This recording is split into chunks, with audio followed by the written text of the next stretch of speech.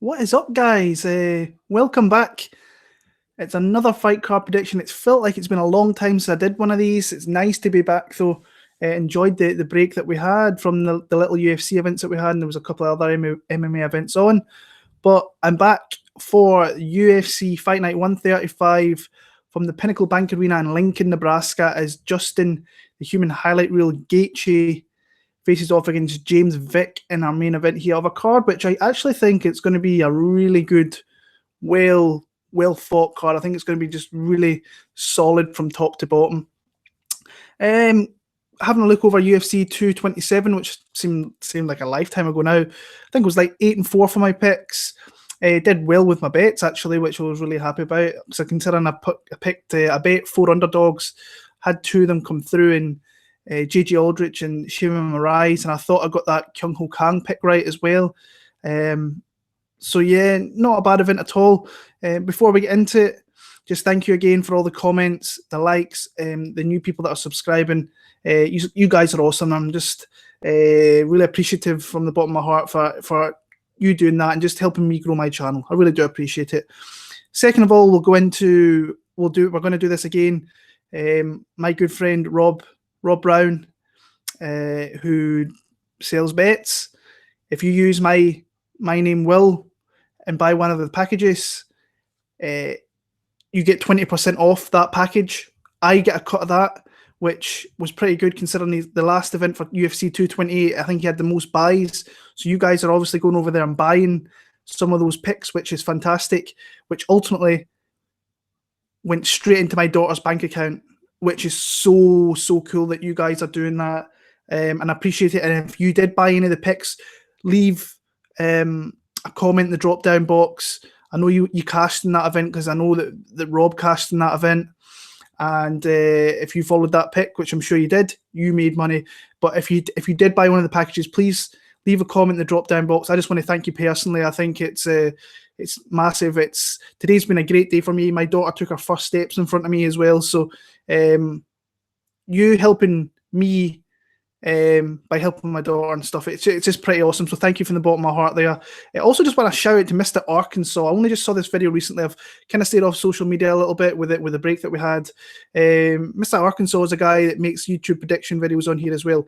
Totally different to any other guy that does it as well. Gives no fucks. Does it his way. If you don't like it, then fuck you pretty much. It's the way he does it. Some people like the way he does it. Some people won't. Me and him, we had a little conversation a while back. He thought I was maybe picking certain things, and it was just a different way that people pick fights. Maybe I picked too many favourites or so on, which I don't think is the case considering this year I've had a lot of underdog plays. But I think he's going to make it from last card all the way through to the end of the year.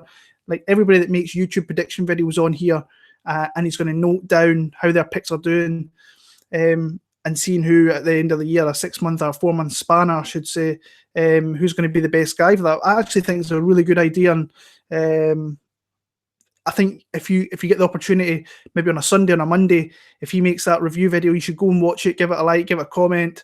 I actually think it's a really good thing that we can see who's picking what and what's the thoughts with that, because he picked Henry Cejudo. I think he was the only guy on here that I saw eventually that picked Henry Cejudo. So props to Mr. Arkansas. I know hopefully he'll be watching, hopefully he hears this. I think it's a really good idea what you're doing, and keep plugging on with it. And it doesn't matter if nobody wants to be involved in it. I think they should just do it because it's fun. And I think it's like I say, it's a good thing that we can evaluate picks and see how people are doing and so on.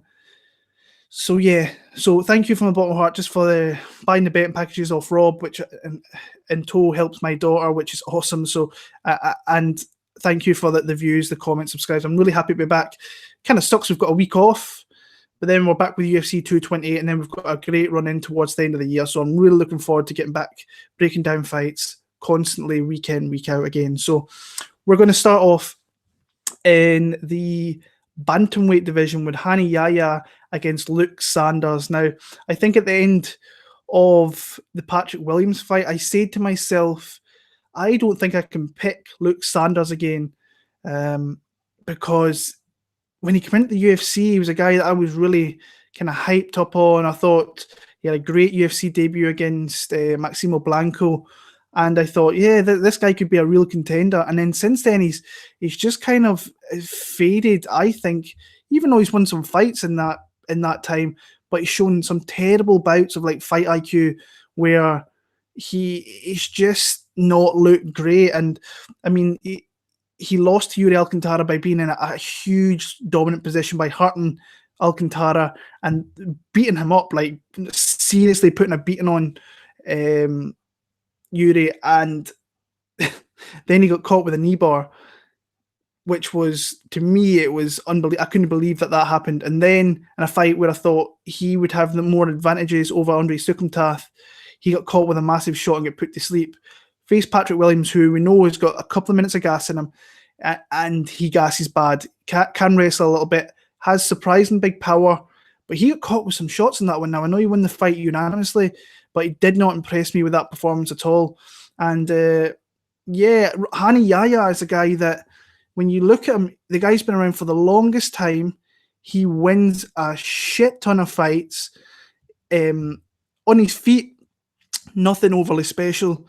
On the ground, he's very good, very controlling, great jiu-jitsu, great kind of control that he has. But, I mean, this guy, he's only lost a couple of...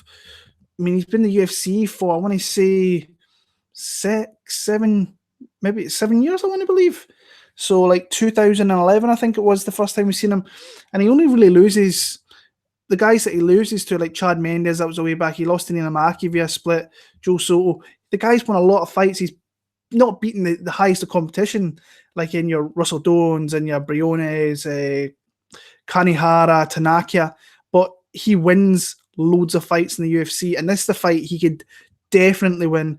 He gasses a little bit, but what he does do, he flops to his back, and somehow he gets people to kind of come into his guard, and he can start to look, like in the Matthew Lopez fight, he started to look for takedowns as well, and that was kind of playing into Yahya, and he caught him with that, coming off 2 back-to-back wins over Russell Doan and Briones via submission. So it's fairly obvious where he wants to take this fight. On the feet, I firmly believe that Sanders is the better striker. But is he going to play into the game of Yahya by going to the ground with him? If he goes to the ground with him, he's Deiveson with death down there, because he could get caught in a submission. I have no doubt about it. And with the fight IQ, like I was saying with Sanders, I think he could ultimately, if he flops his back, it wouldn't surprise me if he followed up and went into his guard and get past and gets his back taken or something. It would not surprise me. Initially, I was going to go with Hani Yahya, but I'm going to give Luke Sanders one more opportunity to see if he can pull through here. But honestly, it's going to go in my least confident pick, because I do think he has bad fight IQ, and I think that there is, if he doesn't fight, if he keeps it standing, I firmly believe he will piece up Hani Yahya and win a fairly comprehensive decision, maybe even knock him out. But I've got a funny feeling he's just going to, in this fight, somehow go into the guard or go to the ground with him, and he can ultimately lose rounds doing that. But I'm going to pick him to win via decision against Hani Yahya. But I think it's a risky one for Luke Sanders. Drew Dober against John Tuck. John Tuck is up next. And the pick I think I'm going to go with is Drew Dober here. And why I'm going to go with Drew is that I think that he is... I think he's got more tools, and I think he's got a bit more grit and determination about him. When we've seen him, I actually met him in Liverpool this year. Guy's tiny, but he's built, man. His legs are huge. It's kind of crazy to see. Like, I think I was about a similar size with him, about 5'7", 5'8" or something, and big legs, but just like a really wide guy. It was really interesting to kind of speak to him. Really nice, cool guy as well. Both guys are actually, I've met them both, are really nice. But Drew Dober, nothing really stands out. I think he's a good kickboxer, Muay Thai striker. He's just a good striker, I think. But nothing really stands out in his game. He's a tough, gritty guy. Coming off a great fight with Frank Camacho, where it was just a back and forward war. I really enjoyed that one. And his losses are, I mean, Auburn Mercy got caught with a submission. Back in the day, he lost to Hine, he lost to Spencer. So he's lost to a couple of guys which are a bit iffy. I think in Hine's a tough guy to face sometimes anyway. And Spencer, I don't overly rate, and he got knocked out recently, I think, at LFA, and he lost to Escudero as well, which is never a good win. Never a good loss, sorry. Wins over Gonzalez and Holtzman, Berkman and Camacho. Camacho, I think, is a tough guy. He likes to stand in the pocket and bang, and I think just the more refined striker and Dober really kind of worked that one through for him there. And that's kind of where I see him winning this fight here. I think he will want to keep it standing. And with John Tuck, look at the guy's record, and you go back and watch those fights, and you're like, this could be one of the guys that ultimately gets cut very, very soon, I think, because you look at his caliber opposition and his wins. Jake Lindsay, one of the worst guys I think we've ever seen in the UFC, beaten with heel kicks, to the body. I don't think we've seen that since. Lost to Josh Emmett, which is not a bad loss, to be honest with you. Sorry, I should say, I'm going through his wins here. Tai Hyun Bang, that guy's in jail right now for trying to fix a fight. And his last win was over Takanori Gomi, which was over a year ago. And we all know what Gomi is. He's completely done, even though he's over there and he's knocking out Melvin Gillard and Risen. Losses to Damian Brown, Josh Emmett, and Kevin Lee. Not bad losses. Norman Park's in there as well. So Norman Park's a serviceable fighter. Lee, we know where he's at. Emmett's got big power. He's a tough guy to fight. And Damian Brown was just always down to scraps. So for me, I just feel more confident in picking Drew Dober. And I'm gonna pick him to win via decision as well. Moving on to the main fight, the UFC Fight Pass prelims. We have Joanne, Jojo Calderwood against Kalindra Faria. And I'm going to come out and say I'm very kind of confident in, well, I can't really say I'm 100% confident in Joanne Calderwood, but I think this is the best spot she's ever been in her career. And I'll explain that to you. We all know that she's had her problems in the past. She's had personal problems, relationship problems, and that's ultimately affected her in fights. And that's why she had to leave Scotland, and she went to TriStar. She was not 100% fully committed to TriStar. She was going between Scotland and Montreal, and was just not completely dedicating herself to being in the one spot. She had to go back home, and she just couldn't stay away from. She couldn't just stay away for long enough to kind of learn everything. With this camp here, she's 100% dedicated herself to this camp and moved out to Las Vegas, where she's been working at Syndicate MMA, but also at the UFC PI, which a lot of fighters are going to, and they're reaping the benefits of being there. And just by following on Instagram, she looks in the best shape I've ever seen. And I also think what's held her back in the past, mentally, she's in the best place she's ever really been in my opinion. She's completely dedicated herself to being out there, working on things. I love the fact that she's been working with other girls that are in the UFC, like Jessica Rose Clark and Roxanne Modafferi. So she's been getting different looks with different girls. Where at TriStar, she really wasn't getting that. I know in Scotland, she certainly really wasn't getting all that much of that either. And I think this is a really good matchup for her. I mean, she's only lost a couple of fights. The Morose fight is just horrible. There was a lot of shit going down, even like the day before that fight. Jessica Andrade, she just got bulldozed, which many people do. And really, I think that Andrade is going to be the next one that probably fights for the title. But sometimes that happens where you get an opponent, and I don't know why. When I go back and look at I picked JoJo. I think it's more a biased pick, honestly. And obviously, our last loss was to Cynthia Calvillo, which I actually thought, watching back, she had a good case to win that fight. But when you watch that fight, she did get her jab. She got her face jabbed up pretty bad. That's the one thing with Joanne that I think I'm hoping with John Wood being as good a coach as he is, he will tighten that defense up, because she leaves her head there to be hit. And someone like Calvillo, who's not a good striker, was popping her head back with some jabs and so on. But she's at that division where she should be 125. I think that's the division she's always really wanted to be at. When she's in her flow, she's got a beautiful Muay Thai technique, lots of nice teeps, and just super, super aggressive. You've seen, I think the best performance was the Vale Eternal fight. If she shows up in this fight the way she did in that fight, I think she will have a really good night against Faria here. Kalindra,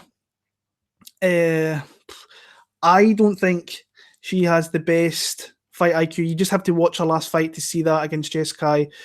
Started off really well, used a lot of they can exchange a few times. She definitely came out on top of those exchanges. Then she whipped a leg kick up, a head kick I should say, and hit the dome of Jessica I. Kind of wobbled her, put her down a little bit, and then for the next 4 minutes of that fight, it was like a heel hook battle where she had opportunities to get back to her feet and ultimately get back to where I think she was the better striker, honestly. But she decided she wanted to go into a heel hook battle and ultimately probably lost the round by doing that, because Jessica looked like she was getting the deeper submission attempts in there, and for 4 minutes of that fight, she probably stole that round, which was crazy considering she dropped her. Then in the second round, got taken down, and we've seen that in the Barello fight before that. She gets taken down really easily. And I think Joanne Calderwood, if she chooses to, could take down Kalindra Faria here. But like I said, if this stays on the feet, she has more of a chance to win. For me, I just think that Joanne Calderwood is the better striker. I think she's more refined. I'm hoping that, and I could be speaking just being a biased kind of fan here, because I am a big fan of Joanne. I think she's one of the nicest girls that I knew Joanne for years. Her family, her mother knows my mother. So we've known each other for years, and I am a fan of her. And I want to see her do very well, and hopefully being out in Vegas, that will happen.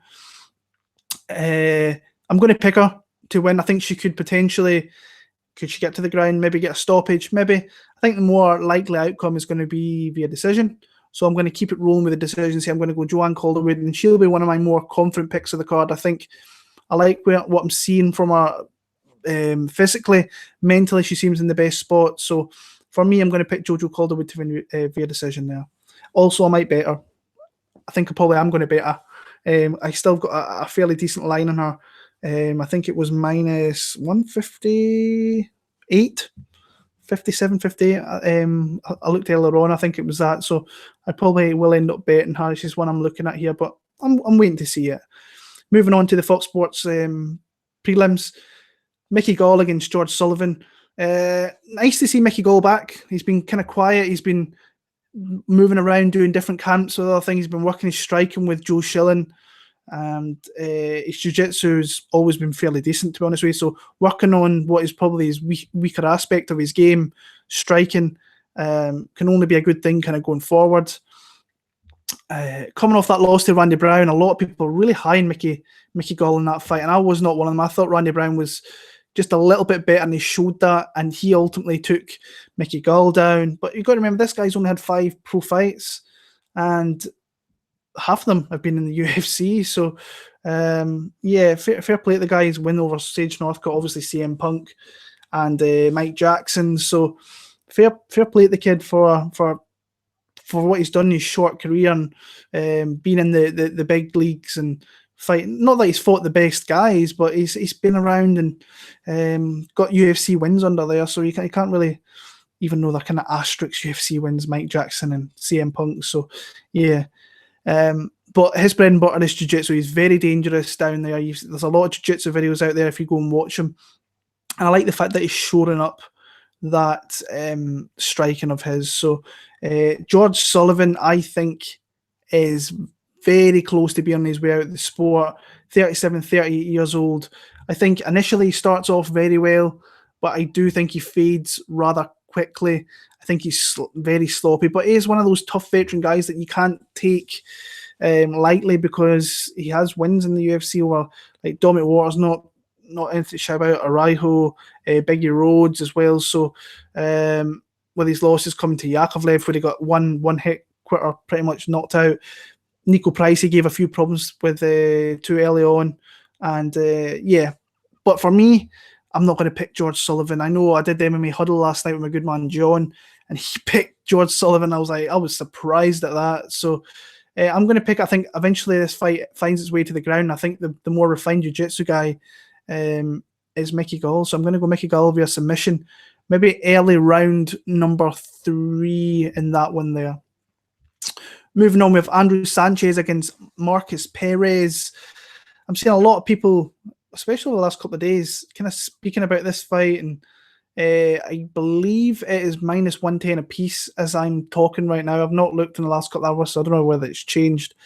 I know some people that have bet Markus Perez, that the line is kind of came down a little bit, which I thought would be the case when I saw that. I think he was minus 140 or 135. I thought that would get closer. Perez, I think he's a pretty cool guy to watch, actually. Coming into the UFC against Eryk, and that was a tough one to go off the bat. I've totally forgot who he faced in his second fight, and this was one of the first fights I ended up watching. So I apologise for that. I'm not used to kind of forgetting names, but I forgot this one well and truly. But ultimately, he went in there and he got the win there.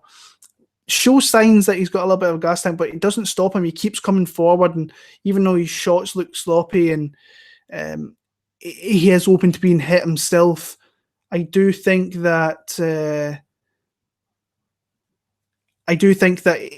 he's a tough guy to fight because he keeps on coming forward, and it's just that I think he's a very tough guy, honestly.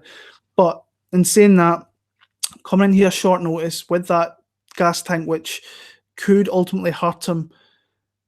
And Sanchez, to be fair, I don't think he's great. You watch a lot of his fights, he's pretty boring. He was an Ultimate Fighter winner, coming off a pretty devastating loss to Ryan James, who is not one of your best guys out there, and got knocked out, I think, in the third round. He got knocked out in the third round by Anthony Smith, which is not a bad loss. And with his wins coming over Khalil and Trevor Smith. So, yeah, I'm kind of struggling with this fight, I'll be honest with you. But I think I'm going to go... I'm trying to think as well who's going to be the underdog come fight time. It might be just a straight-up pick-em, which wouldn't surprise me. Because I know that some people have put money on Andrew Sanchez as well. I've been kind of thinking about that all day, but not that that's really going to matter here. Coin flip fight for me. I'm going to go Andrew Sanchez to kind of get back on track here after these 2 losses against Markus Perez. I do see past the victory for Markus Perez as well, honestly. I think that if he was to kind of really get the upper hand early on, I think he could potentially go out there and maybe get a finish late on, like has happened to Sanchez in the last kind of couple of fights. So for me, I'm going to go Andrew Sanchez. I feel better picking Sanchez than Perez. So I'm going to pick him to win via a decision. It's going to be a game. Moving on, we have Iuri Alcantara against Cory Sandhagen. This is a really good fight, and this is one of the fights I'm thoroughly looking forward to watching. We'll start off with the newish comer in Cory Sandhagen. Really impressive UFC debut. Coming in, he fought on the Friday, then he fought the following Saturday, I think it was, and showed no nerves. Went out there, was very flowy with his strikes, beautiful destructive leg kicks, beautiful attacks to the body against Austin Arnett, and just mixed it up really well. He looks like a really explosive, dynamic guy, and can also kind of take you to the ground and so on. And I was really impressed with his UFC debut, but it was against Austin Arnett, who seen that it's probably not UFC caliber. Even Hakeem Dawodu, who really just did the business with him. He kind of did the business there and didn't really do much. I think if he was to move up a level, he would absolutely tank through Austin Arnett, and but he kind of wanted to fight safe, like he said himself, and he got the win there. But this is a big step up for Cory Sandhagen. I think it's a really big step up for a guy so young in his career, against Alcantara, who's been around for the longest time. And when this is the big thing here, when he shows up, Alcantara is one of the most dangerous guys in the division. You cannot take him lightly at any time. But there's also that aspect where sometimes he doesn't show up and he looks like complete doo-doo. He does not look good at all. Still one of the biggest things that I've ever seen, like the most impressive things I've seen was that submission of Brad Pickett, UFC 204. It was so beautiful to watch. It's even when you watch it on TV, when you see it with your own eyes, the fluidity of that submission, it was just beautiful. beat Luke Sanders, like I said earlier on. He was getting his ass beat and then pulled out a heel hook. And he's lost his last 2 fights to Alejandro Perez and Brian Kelleher. He beat Joe Soto as well via TKO. When he shows up, the guy is super, super dangerous. And I think I'm going to pick him in this fight here. And I don't think you'll see many people pick Iuri Alcantara.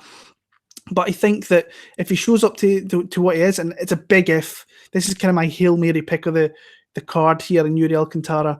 I think that Cory Sandhagen will make mistakes, and someone like Iuri could definitely capitalize on that. So maybe the aggressiveness of Cory Sandhagen, he might fall into a submission, or he could ultimately... I think that if Cory was to leave an opening where he maybe takes down Iuri Alcantara, I think Iuri would actually welcome that, actually. I think that if he was to take him down, he would start to work off his back, because the guy's got submissions off his back. You've seen that before, kind of going way back, but he got obviously caught Brad Pickett with the triangle choke and so on. But if you go way, way back, he was catching guys off his back as well. That's when I'm kind of thinking that the over aggressiveness of Sandhagen might hurt him in this one here. But ultimately, he could definitely come out there and probably put Alcantara down, because with his output and just his aggressiveness, if he was to catch him with the one right shot, and the guy's got destructive strikes. If he hits him with one good strike, he's got awkward movement as well, so that might throw Alcantara off a little bit. But we've seen that if Alcantara shows up, he's great. If he doesn't, he looks really bad. So I'm kind of taking a bit of a Hail Mary pick here, and I'm going to go for Iuri Alcantara to beat Cory Sandhagen via submission. I don't think he beats him... he might beat him over 3 rounds, but I think more than likely that if he wants to win the fight, he has to stop Sandhagen, and he's got every opportunity to do that, in my opinion, just by over-aggressiveness and eagerness that Sandhagen could show. But yeah, I am going to go Iuri Alcantara via a 2nd round submission. So that's my big pick of the card, I think.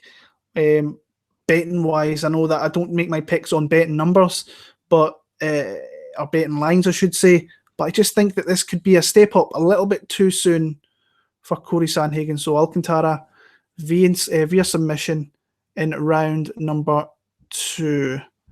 And let's see, I think that's James Krause up next against Warlley Alves. To me, looking just from the outside and just seeing kind of all aspects of the game, I think James Krause is well on his way. I think he's one fight away, one vicious knockout, one vicious submission away from becoming a coach. When you go on his social media, everything's about the people that he's training and so on.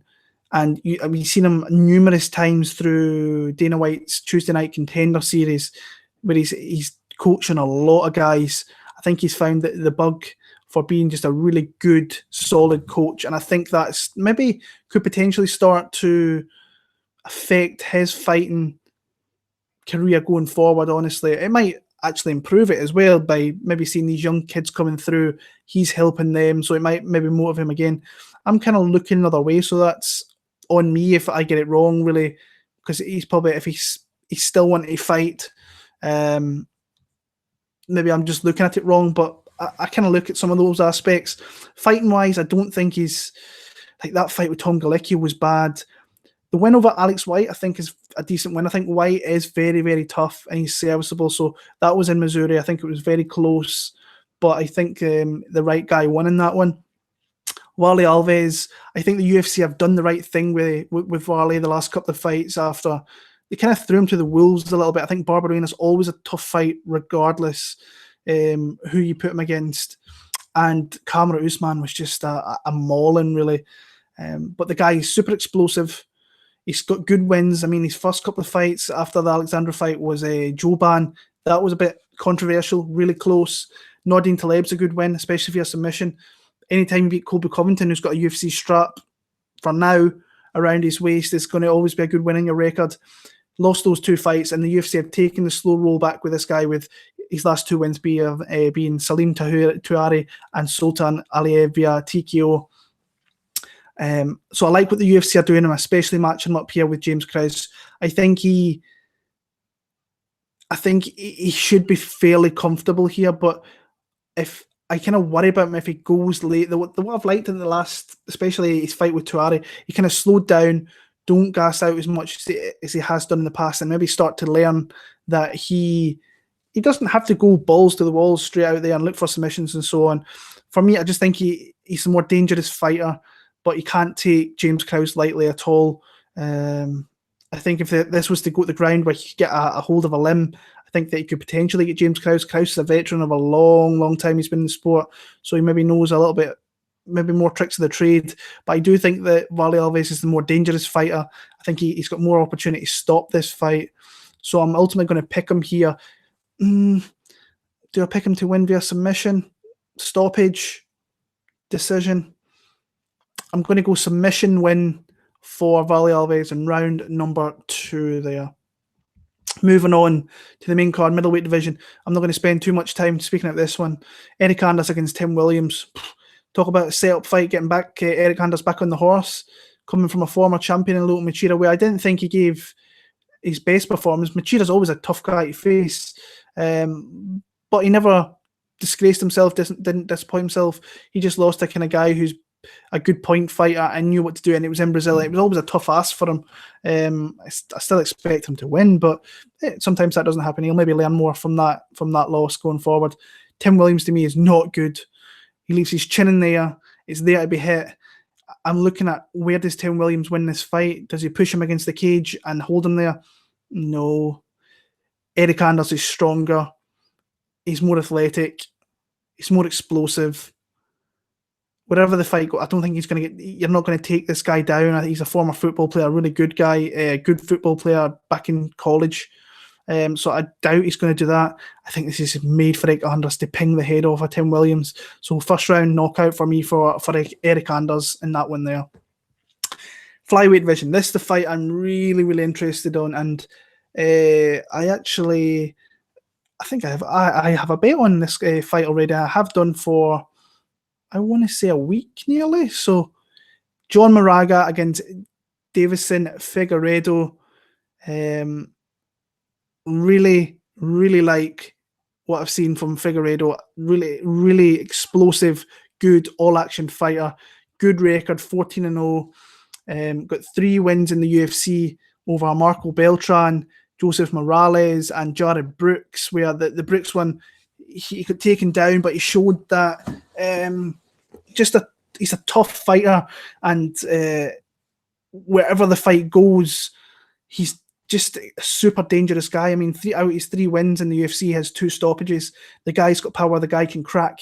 We've seen that in the fight with Joseph Morales, where he hit him with a big shot, put him down, and then just unloaded with some heavy, heavy ground and pound. But this is a clear step up in an opponent from what he's had before, because John Moraga, when you look at his record, he fights the best of the flyweight division and has done for the longest time, and his losses are to the best guys in that division. So when you look at him, and he's on a 3-fight win streak, I thought after the Perez fight, the guy was done. I thought he looked a shell of himself previously when he won those fights against Justin Scoggins, where he caught him with a submission, where he caught Willie Gates in a submission. And he looked like the injuries were really taking over his career. I think he had a really bad back. But he's another one of these guys. After those losses to Benavides, Mateus Nicolau, and Sergio Perez, he's did what a lot of fighters have done and went to the UFC PI, where they've got all this free stuff here to use, and he looks brilliant. I think he was given a little bit of an easier fight coming back after that Perez win against Mokhtarian, who's not a good fighter, who's fighting later on this year against Kai Kara France. Then he absolutely rung the bell of Magomed Bibulatov, caught him with a big shot, and then unloaded with a left hook that Bibulatov never seen coming, and absolutely sparked him cold. I think he was a plus 500 underdog in that as well. Crazy. And then beat a very, very tough guy in Wilson Hayes last time out, where he got taken down. He did get held down a little bit, but I thought he had the better of the striking exchanges, and just he fought and won a very tough fight, and I like that. Like I say, he only loses to good guys. John Dodson, another guy he lost to. DJ's another guy that he lost to. So he's losing to guys in that top 8 of that division. Benavidez, Perez, Johnson, Dodson, when Dodson's not there anymore, but still, you can see where I'm going. Obviously, Deiveson is making that step up to fight a guy who's ranked. First time fighting outside of Brazil. He has been in America for, I want to say, 6 weeks. He's been at Team Alpha Male. He's been doing a lot of work there. So that to me is a good thing that he's not coming over here like right now for fight week and making that journey over, and he got himself acclimatized to being in America and so on. I think this is a good opportunity for Joe Moraga to upset a young upstart coming up in this division. I think that Moraga can mix it up. I think he can strike with this guy. Has to be careful because I think this dude has got some good legit power. If he catches you, you're in trouble. But I think on the ground he could potentially, if it gets there, he could maybe start to boss some of the exchanges down on the mat. But I love Figueiredo. I think he's a really good fighter. I think it's just that time for that UFCL. And he will learn from it. But honestly, I'm a big fan of this guy. I've been saying that during my previous other videos of him. Really good guy. I think he'll be a good contender in a couple of years' time. But I'm going to go Joe Moraga to win via decision. I think that he was underdog. I bet him at 138. I bet John Moraga. I just thought that line by fight time will be a pick'em. I think money will come in on John Moraga, honestly. And I think he's got a lot of things on his side here that he can go on and win this fight, like I've mentioned before. So I'm going to go Joe Moraga to win via decision there. Moving on, we have Jake Ellenberger against Bryan Bam Bam Barberena. Honestly, I have no idea why Jake Ellenberger is still in the UFC. Whether they're just giving him fights to get other guys wins, I have no idea. Go and check out his last 10 fights and look at his record. He's 2-8. Maybe he's had wins just at the right time. I think he's had a little bit of bad luck. I think the Masvidal fight was bad luck. I do think he's fought really some tough guys in there. He fought Rory McDonald. He fought Wonderboy. He fought Robbie Lawler. But you look at who he's lost to recently, and they're all stoppages. Losing to Ben Saunders. Ben Saunders doesn't really stop guys, and he got stopped pretty viciously in that fight. Even in the fight that he won against Matt Brown, he got hurt pretty badly in that one. He was just the guy that was lucky to get the shot off and put down Matt Brown. But like I say, he has been losing. The people that he's lost to have been legit guys. Perry, I honestly think that was the fight where his soul left his body completely. I know I've heard a few stories of people that were at that fight, and he did not move for, I think, 7 to 10 minutes. It was a pretty scary situation after Mike Perry landed that elbow that absolutely crushed him. And like I say, he's followed it up with Ben Saunders knocking him out. So he's lost 3 fights in a row by TKO stoppages. And I just think that he's been kept around. I think the reason he's been kept around here is because it is in Nebraska and he is from there. So, but I think this is going to be swan song person. I'll put that out there straight away. Barberena, tough guy, in your face. And it's just that if I was at like fighting in that division and I got the call to fight Bryan Barberena, I'd be like, oh, that's a tough one. I think if you've got a good takedown game like Covington kind of showed there, that he can really nullify what he brings to the table, and that's aggressiveness, in your face, just want to throw down and put a beating on you. Lost a very close, I thought a closer fight than a lot of people are making. I've seen people saying that Leonard was kind of he was a lot better than Barberena in that fight, and I don't believe that for a second. He hurt him and nearly got him out of there. So it's a guy you can never ever write off, in my opinion. And he beat Warlley Alves, huge underdog in that one, huge underdog to Northcutt. Back at the time, I cannot believe I picked Sage Northcutt. I was obviously drinking the Kool-Aid with that kid. and he cashed there. Also beat Joe Ellenberger. That's going to be pretty cool if he wins here, and he's beat both Ellenberger brothers. But the guy's got big power, and we've seen that Jake Ellenberger can't take a shot. This is actually another bet that I made. I made this yesterday. I saw a line that opened over here in the UK, and it's Bryan Barberena to win in rounds 1, 2, or 3, minus 138. I thought that's brilliant. I really wanted to bet this fight, but the line is so off that I thought I'm never going to have a bet or a play on this. When I seen that, I was like, I am completely on that bet. So I bet that as well. I just think he's got to find the chin and just pressure Jake Ellenberger. Ellenberger, I think, will be looking to shoot and take him down. I just don't see. I think one clean shot is all it takes, and he will put Jake Ellenberger down. So Bryan Barberena via TKO in the first round, I'm going to go with there. Moving on, Cortney Casey against Angela Hill. Struggling with this one, I'll be honest with you. I'm going to pick Angela Hill, though. Just for the fact that I think she's a little bit more refined. I think she can fight to a game plan a little bit better. I think that Casey's a little bit herky-jerky. You don't know what you're going to get from her sometimes, and she's got very bad fight IQ. Angela Hill, I think she can use her striking, kind of keep on her feet and maybe tire Cortney Casey out. Casey will try to cut off the cage, is what I'm trying to say there pretty badly, but she will try to do that. She's got the longer reach, I believe. I did look at that last week, but it's maybe slipped my mind a little. She seems like a girl with a longer reach, but the simple fact she is long and wiry. Angela Hill, since she came back into the UFC, has definitely shown improvements from her first run, where she was very new to the sport, went to Invicta, and really beat Livia Souza. I think is a really good fighter. She's going to be fighting the UFC soon against, what's her name again? She's an Aussie. I forgot her name. Astrogal. Alex something. Yeah, you know who I mean. So yeah, I think that Alex Chambers, that's it. So yeah, I don't know, because when Cortney Casey, when she's, you see her, especially against someone like Randa Markus, she looked great in that fight, and she looked like she knew what she was doing. She knew what was coming on going forward. But the girl, she's lost as many fights as she's won. Pretty much in her whole entire career. She's like a 7-6 fighter. She's coming off 2 losses. I think the fight with Michelle Watterson was close. Thought it was the right decision, though.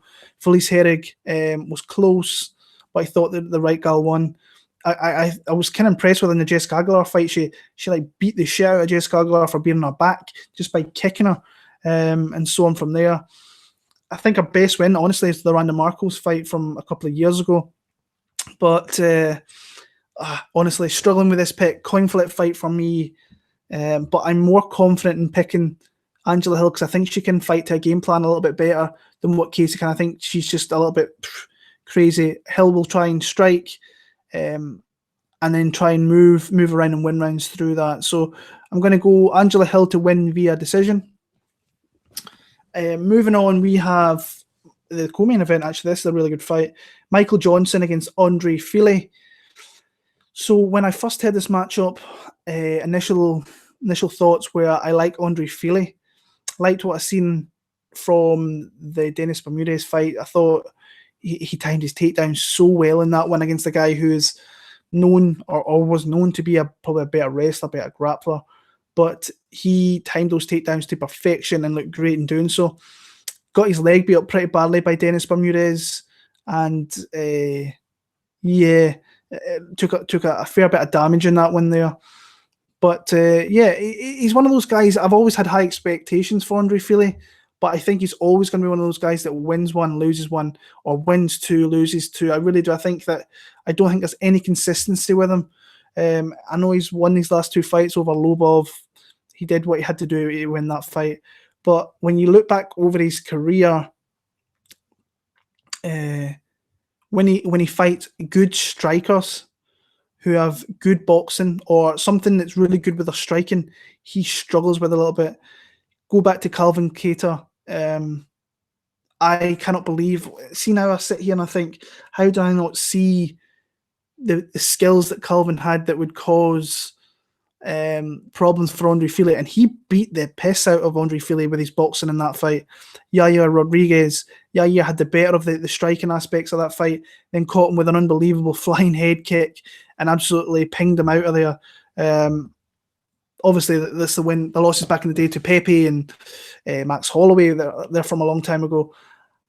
I think he's always going to be a guy that wins a couple, loses a couple. And I think when he faces guys who are high caliber strikers, are just good strikers, which I think Rodriguez and Calvin Kattar are, I think you can cause that guy problems. Now you move on to Michael Johnson. Like, what can you say about this guy? When this guy, on his best day, he beats the best guys in the sport and does it viciously as well. He's Dustin Poirier, the guy who is on the cusp of really fighting for a title there. He sparked him inside a couple of minutes. Tony Ferguson, Edson Barboza. When this guy shows up and he's on form, he beats the best guys in the lightweight division. He's now at featherweight, but on his worst day, he's getting beat by Reza Madadi. That's going back a long way. Darren Elkins, that was a tough introduction in 145. Started off really well, but then just got wore out. I think he's a little bit of a mental fighter. We've seen that with Justin Gaethje. He had him hurt twice and threw too much into the falling strikes, gassed himself out, fought the fight that Justin Gaethje wanted him to fight. And as soon as Justin Gaethje smelt him breaking, he just absolutely wailed the shit out of him and did so very, very easily towards the end as well. Khabib absolutely smashed him, even though he started that fight pretty well. Nate Diaz got into his head, started slapping him. And Nate Diaz, that's another guy actually with good boxing. So I'm talking about Fili. I'm thinking about Fili still with those boxers, but you can see what I mean. If you can get into the head of this guy, you can start to affect him. I mean, Khabib was talking to him and Diaz was just playing with him. Justin Gaethje was doing the same. He needs to keep that head clean on and don't be affected by any of that trash or what's going on, and just fight your fight. I think the guy's got the fastest hands in the division. I think that even at 145, he's still got the fastest hands, and he's got power to go with that. I do have a concern over his gas tank. I think he throws too much into strikes and he puts a lot into it, and I think it's something that might affect him here. Darren Elkins is obviously from Team Alpha Male, so he'll probably be helping Fili. Team Alpha Male's not in the best of runs at the minute with fighters winning fights. So yeah, I'm just kind of strong with this one. I think Fili's got a shot, but I feel more inclined to pick Michael Johnson here. I don't know what the line is actually in this one. I haven't got the lines up, so I'm not going to go look, but I'm taking a guess. It's just one of the fights I've not looked at a line at personally, but initially I went with Fili, looked into it a little bit more again. I feel I'm going to pick Michael Johnson. He has to win this fight, by the way. He's lost 5 of his last 6 in the UFC. Surprised that he's maybe been kept around, but he's losing to good guys. And saying that, Dariush, Diaz, Gaethje, Elkins, Habib. I need to start saying, because I'll know I'll take shit from that from the corner fight. So Habib. Yeah, I'm going to go Michael Johnson to win via TKO. Am I? Shit. Honestly, I don't know. I'll go Michael Johnson. Whether he wins via decision or TKO, I have no idea. But I'll put down my drop-down box what I think. But honestly, I have no idea. I'm going to pick Michael Johnson to win the fight, though. And we move on to the main event of the night. We have Justin Gaethje against James Vick here. I'm very happy that James Vick is finally getting some recognition shown his way. I think that I've seen people online and in some of the forums saying that James Vick doesn't deserve to be in this main event. Bullshit. They're saying that James Vick is not talented. Bullshit, in my opinion. That's my opinion. Everybody's entitled to their own opinion. But to me, I think with the record he's got in the UFC, he deserves a lot more respect than what he has got. And I think he's got a good opportunity here to garner a lot of respect against a guy in Justin Gaethje who when you hear that Justin Gaethje's got a fight, you start like rubbing your hands and you're like, yes, Justin Gaethje's fine. You know you're going to get some crazy shit. You know you're going to get a guy that wants to go in there and put it on the line. and give the fans a fight they're going to remember. Come to that arena, you know you're going to get a good fight. But for me, I am not going to pick. I cannot pick a guy who prioritizes wanting to be the most violent guy, the most violent guy over a guy that wins fight. I cannot prioritize picking a guy who wants more violent fights than actually winning fights. If you're going to do that, you have to win the fights, and he's not been winning the fights. Like I was saying with Michael Johnson there, he took his licks in that one. He could have easily been knocked out in that one in that fight, and he's shown the guy's got some crazy skills, by the way. Some really good boxing, wild brawling boxing. He's got some unbelievable vicious leg kicks, and everybody takes those hits. And if he gets an accumulation of those strikes, he can really put you in a bad way. Eddie Alvarez, he absolutely smashed him up with him. Dustin Poirier, he smashed him up. But those guys are very tough as well, and they stayed around. And eventually they broke down Justin Gaethje, and they stopped Justin Gaethje. You go back in his World Series of Fights days, Luis Palomino hurt him before Palomino ultimately got knocked out. Firmino even caught him with strikes. So the guy is there to be hit. His defense, I think, is shocking. It's right there, and it's there to be hit. But as soon as the opponent throws, Deiveson was like, right now it's my turn. I'm going to come there, and he throws his strikes, and he throws that many strikes that he gets a load off. But if he doesn't hurt you, obviously, then he's reverting back to his defense, which I think is pretty non-existent. I've been saying this the last couple of fights. Use his wrestling. I do not understand why he doesn't use more of his wrestling there, because I think he's got good. Or maybe, I don't know, maybe he's not confident in his wrestling, or maybe he's just his head's wired into being this guy that has to put it on the line for the fans and be a fan favourite. At the end of the day, fuck the fans, man. You need to win fights. Another thing as well, the guy says he's only got 4 or 5 fights left, so he's already looking outside the sport. Never like that, especially when you've got a guy like Vick who's looking at this and looking at the next couple of years being the champion. Justin Gaethje is not looking at being the champion. He's not said a single word regarding that. He just wants to be the most violent guy and give it all for the fans, which is fair enough. But at the end of the day, you need to win the fights.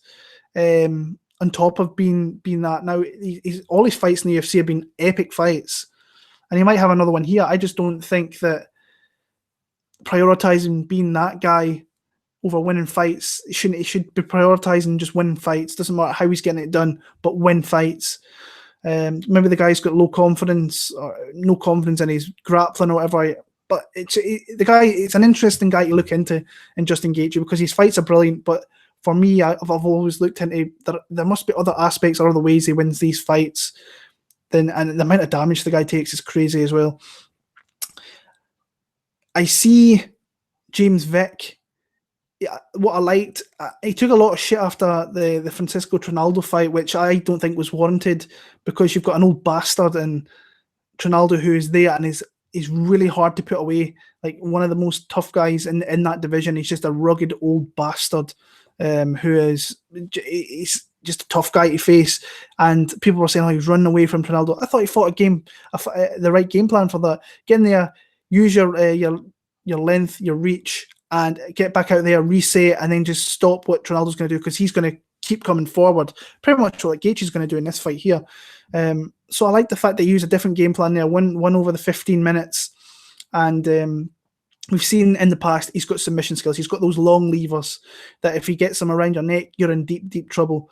The guy goes out to Thailand all the time and works on his kickboxing, his Muay Thai. I do think his defense, he's there to be hit. He's got that tall man defense where he puts his head back and his chin's there to be hit. And that's kind of tough for those tall guys to not do that. So I do think there is opportunities where Gaethje could get him. Obviously, he's going to have to watch for those leg kicks, because Gaethje, if he gets him off early, that could really turn the way this fight's going to go, and maybe the way that James Vick's going to fight. But like I say, James Vick for the longest time has just not gotten the respect I don't think he deserved. People were saying that Joe Duffy was going to run through him, and I bet James Vick in that fight. He was like a plus 170 dog, I think I bet him at, which was absolutely crazy. and went in there, and the fight was close, and Joe Duffy was having his way with him a little bit early on, but then as the fight went on, I thought that Vick was coming into it and was starting to hit him with more meaningful shots. For me, I'm going to pick James Vick here. I'm going to pick him via knockout late on, third, fourth round. The way I kind of see it going, like I was saying, defense is right there. I think with the long reach that he has, he can throw uppercuts straight up the middle and through the guard that is potentially going to hurt Justin Gaethje eventually. And like I say, I think if you get enough strikes off and you hurt him, you can break him down, like attack the body, attack the legs, and eventually as that fight goes on, you will start to wear down. He will lower his hands to protect his body, and you can come up top or you can come through with that uppercut and really hurt him through there. I was pretty close, actually. Well, I wasn't close. I've been thinking long and hard about this fight. Maybe thinking a little bit too much into it, because I don't know whether I think more into it because of Justin Gaethje. I think he should fight a little different, because I think he could, and he could have more success with that, not take as much damage. Ultimately, I just don't think he's got the capacity to do that. So I'm not going, like I said, I'm not going to pick a guy who prioritizes being the most violent guy over winning fights. So for me, I'm going to pick James Vick via TKO, round 3, round 4, and gets ultimately the respect he deserves and get himself into that top 10 of that division. So that's my picks for UFC Lincoln here. Great to be back. Probably spoke. I'm a little bit annoyed with myself by how long these videos are running, so I hope I'm not boring you with once I get talking, I just can't help it, guys. So I apologise if I go too long. I put the timestamps to the fights you want to hear. So if you don't want to hear me ramble on, then by all means, just skip to the fights you want to hear me speak about. But like I say, apologies for how long these videos are getting. I can't help it though. So yeah, that's me done for this card. Off next week, back for UFC 228, Woodley versus Till. Montano against Shevchenko. So yeah, looking forward to breaking down that fight there. As always, like, comment, subscribe. RobBrownBetting.com. Will, if you're going to buy a package, 20% off. I get some of that back. So it's all good. Everybody kind of profits from it, hopefully. So yeah, you go and use that, 20% off, Will. And I'll be back a couple of weeks. And we'll be here for 228. So thank you for watching. Take care. Peace. I'm out. I'm off to bed as well.